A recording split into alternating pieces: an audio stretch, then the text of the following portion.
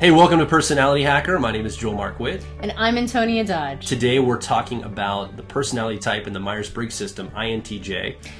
Yeah, we're going to do a bit of a riff. Yeah. We're just going to talk about this type a little bit. Now, we've created other content that goes really deep down into the INTJ personality type, but we wanted to do just kind of an overview of this personality type, which is also the perspectives effectiveness type in the genius system. Now, perspectives effectiveness people, or INTJs in the Myers Briggs system, can be a bit inscrutable.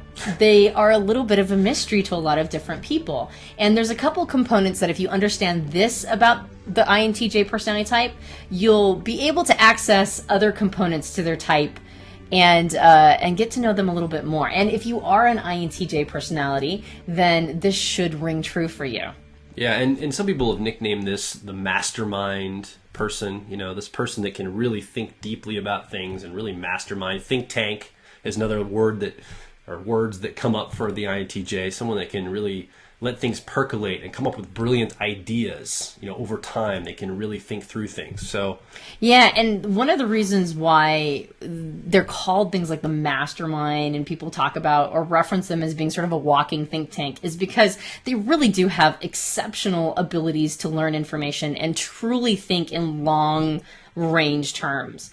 We call them perspectives, effectiveness, and the genius system because they're ability to perspective shift and to be able to watch their own mind form patterns and then be able to watch other people's minds form patterns is incredible. They're really able to get inside other people's minds and how they think. They're able to see long range into the future and really understand long range implications for actions. Yeah, I have a friend who's an INTJ, and his ability to see the motivation and the perspective of people, even people who may not have good intention, or at least how we would define good intention, but his ability to say, well, this is probably what's going on for them. This is what they're probably thinking when they're doing this behavior or acting in this way or making this choice or saying this thing.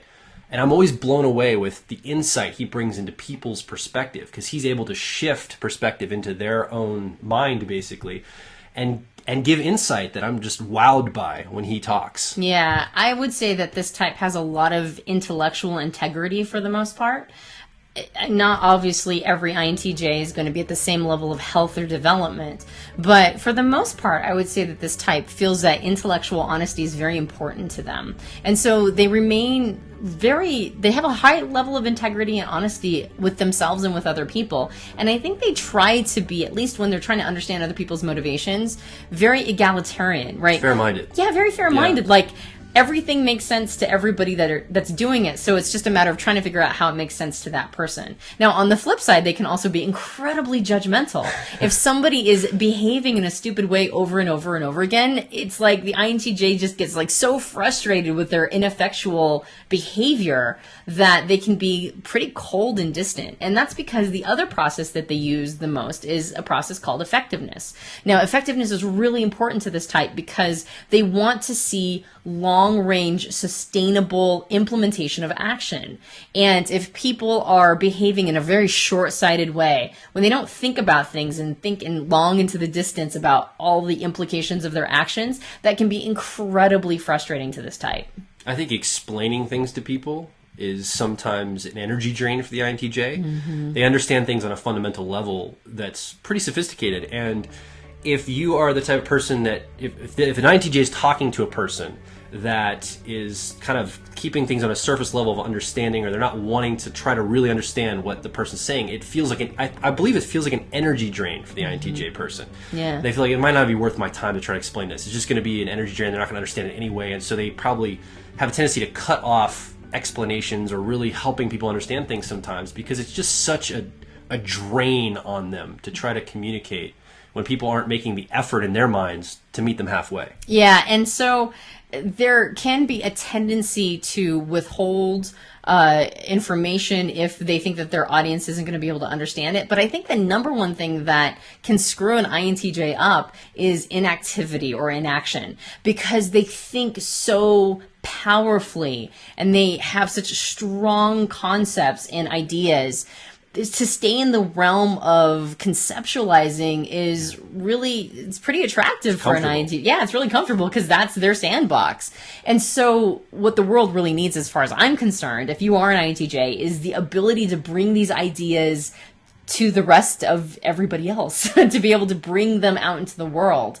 And so we highly recommend that if you want tips and tricks on how to do that and how to become the best version of yourself, there is a premium version of the Genius Style Assessment. And if you need to go figure out if you're an INTJ, if you've already taken the Genius Style Assessment, then strongly consider getting the premium content that comes along with it, because it really gives you this sort of zoomed in and zoomed out, this granular perspective on exactly what's going on with your type, and more of a zoomed out holistic perspective on how all of these parts of who you are kind of interplay with each other.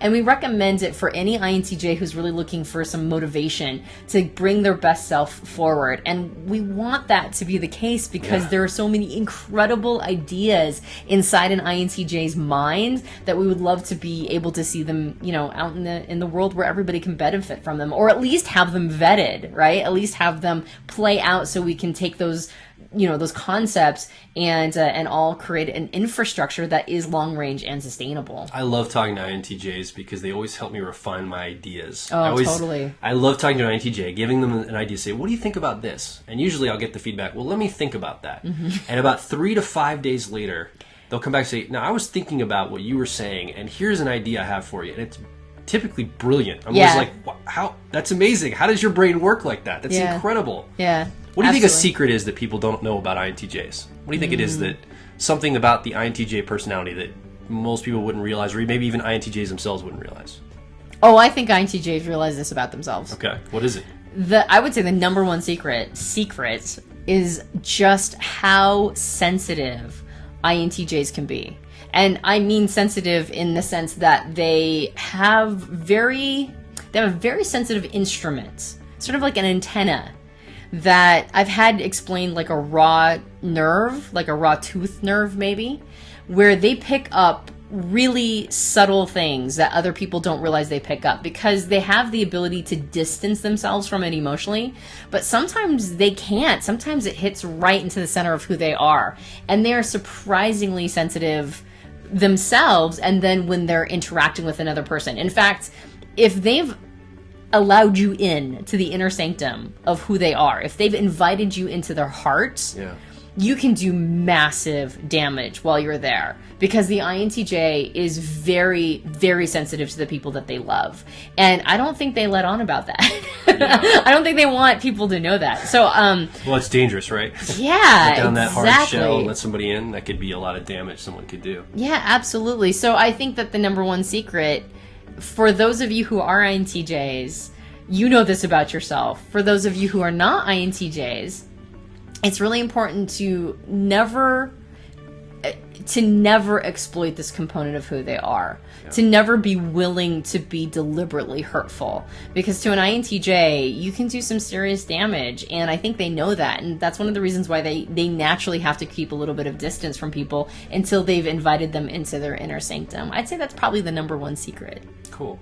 Well, if you're an INTJ, let us know what you think.